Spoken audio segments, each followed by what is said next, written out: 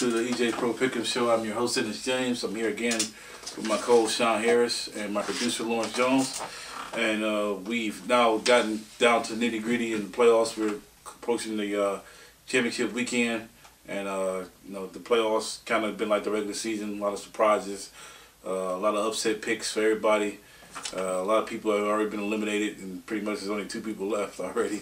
I think this is the first time ever that we pretty much know who's going, who the final 2 here for the championship. Already, but I even playing the championship game, so it's pretty much a done deal almost. But we'll get to that later. First, we'll talk about the divisional playoff wrap up.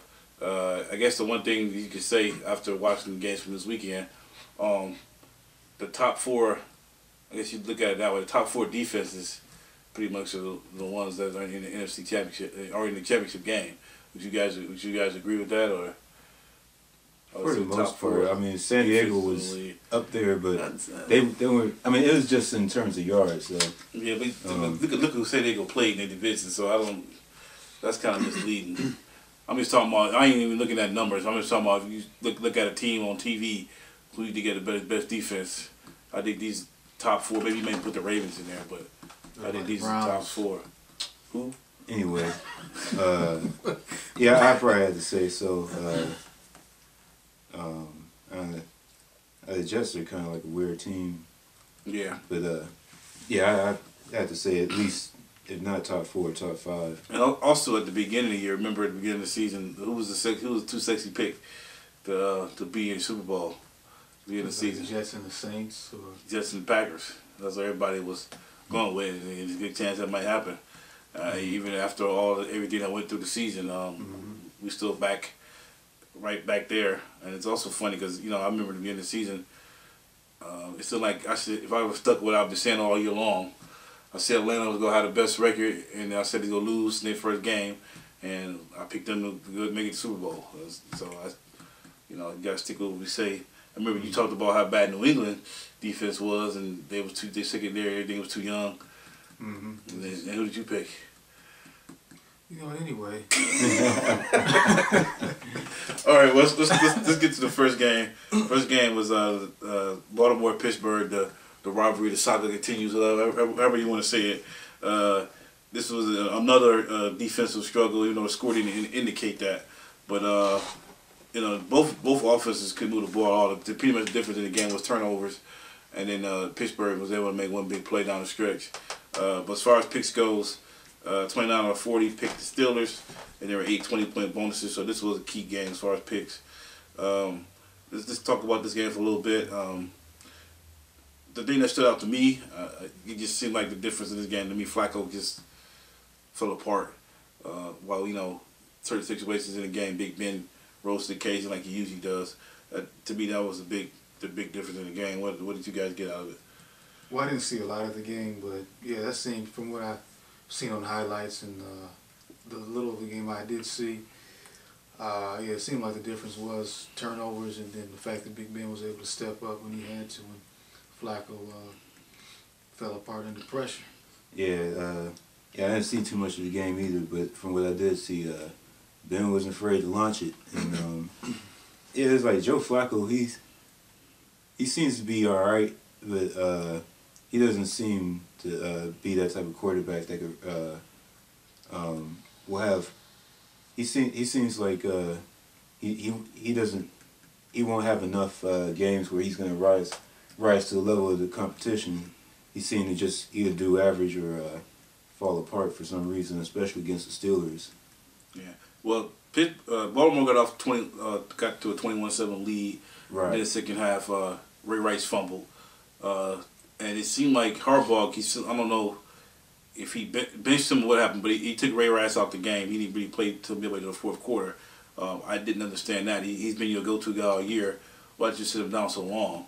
And it seemed like that fumble that just turned the whole game around. This was almost like a college game. The momentum swings in this game was just so you don't see that much in the NFL like you do in college. It was kind of strange how the momentum just switched so fast.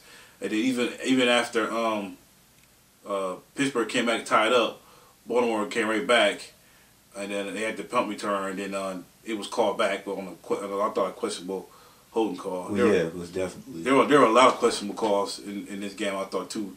The first two scores by both teams were questionable pass interference calls. I mean, I ain't gonna say it was one sided, but it was some questionable officiating in this game all around. But I think that another key play is on fourth and 1 late in the fourth quarter. It looked like the Steelers were trying to draw the Ravens offside, and instead of Big Ben kind of did like a fake, they could draw him offside, and then all of a sudden he snapped it, and you could tell they wasn't ready for it, and then it was like, and that led to pretty much that gave them I think that gave them a go ahead field goal at that point. I don't remember, but that was a key point in that game too, I thought. So where do the Ravens go from here? Is as we mentioned earlier about Flacco, he's 2-6, in his career against the Steelers. 0-6 when Big Ben has played. So I kind of agree with you. I don't think he has that big game. Yeah, especially going against another big time quarterback. It doesn't seem like he can ever come up on top. Do you think the Ravens need to go in a different direction at quarterback, or do you think Flacco's the answer? I think Flacco's the answer. He's just not as good as Big Ben. I mean, he needs more. He's not the type of quarterback that can carry a team by himself. He needs to have help. He's still, one of the better quarterbacks in the league, but he's not an Aaron Rodgers. He's not a Roethlisberger. He's not a Brady or Peyton Manning. But he's still a very good quarterback. He just needs to have those weapons to go along with his skill set. It seems like he got the weapons. He just don't really seem to. He don't really. I don't know if he got the weapons either. On paper, maybe, but the weapons kind of old. Other than Bowden. Derek Mason, he's about 100. Yeah, you got. He's Mazzata. Who's Mazzata's about 105. Still, he's got one of the most productive running backs in the past 2 years. Yeah, you got Ray Rice, but we talking about the receivers. Who you got after that? Willis McGahee. Yeah, he broke down. Todd Heapy off and on. You know what I'm saying? Like, especially recently, but it's like still, it's like he got more than the Browns. Well, who don't? Shoot, who don't get more than the Browns? Fight for my weapons out on the street. All right, let's get to the next game. The Jets in New England. This is probably the surprise game of the weekend.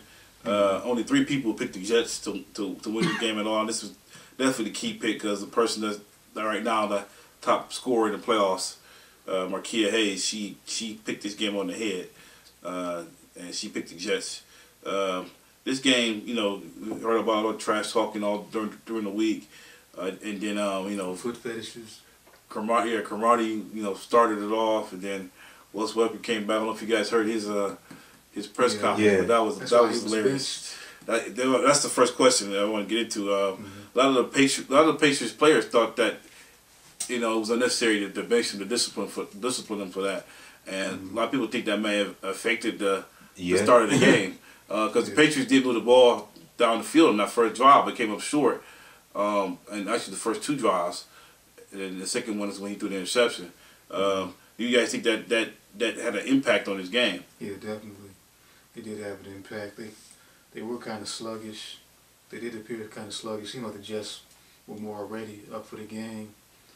And that was a big difference. That's that led to them losing. That was part of it. You think he should have been punished at all or not? I don't think he should have been punished at all either. I mean, compared to other stuff being said, I mean. But he needs to know that what type of coach he has. He shouldn't have said it. I mean, just knowing who you got in charge, you should have had an idea that might happen. But I don't remember Belichick doing that before. Benching somebody. Randy Moss used to say all kind of stuff in the past. He never benched him. Now he might have thrown the ball, but he wouldn't bench him. It's Randy Moss. That was just plain stupid to me. It's like I thought it was funny. That's one of the funniest things I ever heard, man. Yeah. What he said, that was one of the funniest things I ever heard. And maybe Belichick has a little more respect for Rex Ryan than people think.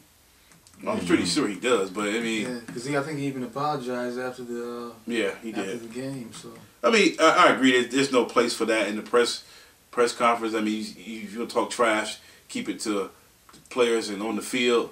you know, what you do, you know, personal life is really irrelevant. But I don't think it was warrant. I don't think he should have talked to him about it, but I don't think he should have bitched him. Right. I mean, yeah. I think that was going a little too far. I thought, but right away the second series and Brady threw an interception. I kind of knew they were in trouble because that was his first interception he threw since October. Yeah. And the Patriots But he set was the record. And he threw a Hail Mary that last interception, which, you know, like it ended Didn't even halftime. count. Yeah, that's So it didn't really even count. wasn't. Yeah. Yeah, so I don't know. The Jets' game plan to me, I got to give Rick Ryan credit. 2 weeks in a row, you know, he's known for blitzing, and he backed off of that. You know, his problem in the past. He's always stubborn, and he always got to do it his way. He backed off the blitz, and pretty much he played zone across the middle and made Cromartie and Revis match up one-on-one on the outside, and he made Brady have to make those throws on the outside, and you know, pretty much taking away those tight ends which Brady liked to use. Yeah. And you know, we know that other than Welker, they really don't have much at receiver. To me, this was the game that he showed up when they missed Randy Moss. Yeah. Well, with the way Randy Moss was Well, playing. yeah, I don't Well, know. the It was Randy Moss much 2 of- years ago, maybe. Yeah. Yeah, I mean, he blitzed a little more in this game than he did against the Colts, but yeah, that was basically the difference in the game. I'm not too. Their offensive game plan was okay for the most part. That still was questionable play calling when they're running the ball.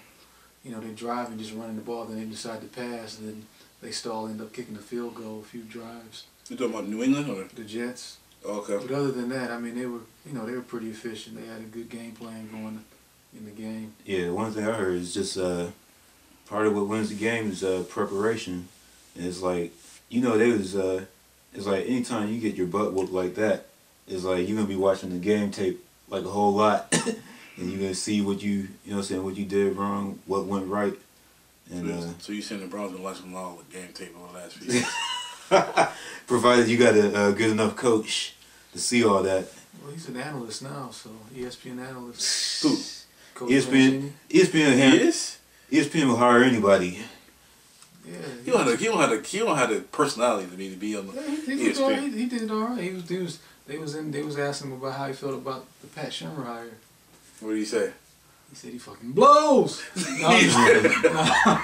No, he seemed pretty articulate about it, talking about how he has a good offensive coordinator. Is he as good as Mike Brown?